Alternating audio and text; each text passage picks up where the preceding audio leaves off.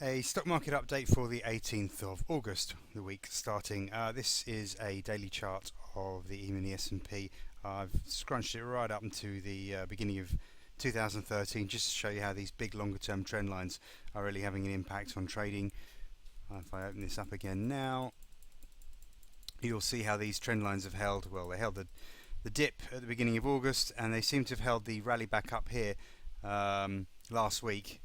As you can see, we topped out just a little bit above those trend lines. So trend lines are doing the job.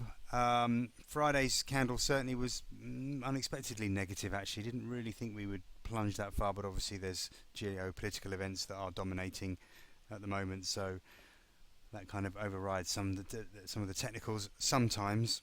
Do we hold below last week's high at 1961? There's a very good chance that we do. We're a little bit overbought in the short term. Not looking so good short term. So yeah, we could see some profit taking now after a really nice bounce back, and we could start heading towards the low 1900 area. The levels are on the day's reports, so I don't need to repeat those. But this is the key. You can see this trend line here around last week's high. Obviously, a break above here would be more positive, and then we've got some targets on the reports, but wouldn't rule out something along the lines of a retest of the all-time highs if we were to manage to get through the 1965 area. The DAX, things are working pretty well in the DAX, even if I say so myself. It's charting nicely overall. Friday, we broke above our 92.60-65 area. That kept the outlook positive. Hit our target 93.0005. Here we were exiting longs, and we were trying shorts up to strong resistance at 93.35 to 93.40, with a high for the week likely if tested well. The high was in fact 93.26, so couldn't really get much closer. We missed it just by 10 ticks there, but if you were exiting longs and trying shorts from 93.00 up to 93.35, well, that did work absolutely perfectly. And of course markets plunged with some fun and games in Russia. So we've got some levels on the reports today, but Friday's candle was very, very negative indeed. We took out 3 days, at least 2 days of gains. We tested the low from the 12th of August and we held on there. So obviously it's just a question of whether we hold on there again and can stage more of a recovery. Stochastics wise and MACD wise doesn't look too bad. I think we can perhaps try and push a little bit higher. I don't think this is the beginning of the next sell-off just yet, but I do think there is a big sell-off coming in autumn. I've said that over and over again. I've got a feeling this isn't going to be it just yet.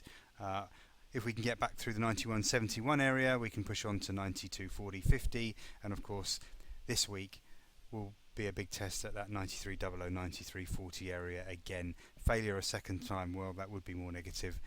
By that stage we might be looking a little bit more overbought as well. But anyway, we'll see what happens during the week. FTSE also not been too bad lately. We managed to push above 66.90 as we had really expected, and we got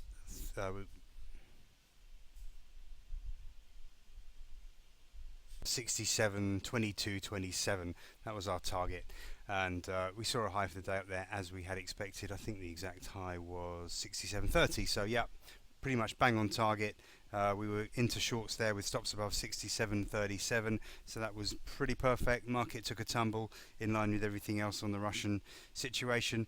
We're going to have to get back above 66.90 again, of course. The same levels apply for today, really.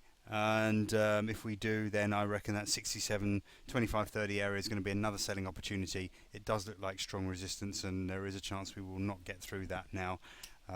As you know, my outlook longer term is pretty negative. We are in a bear trend for at least 2.5-3 months, and I think that is dominating. This is just a bounce back in that bear trend. So let's see what happens. The rest of the levels are on the report for today.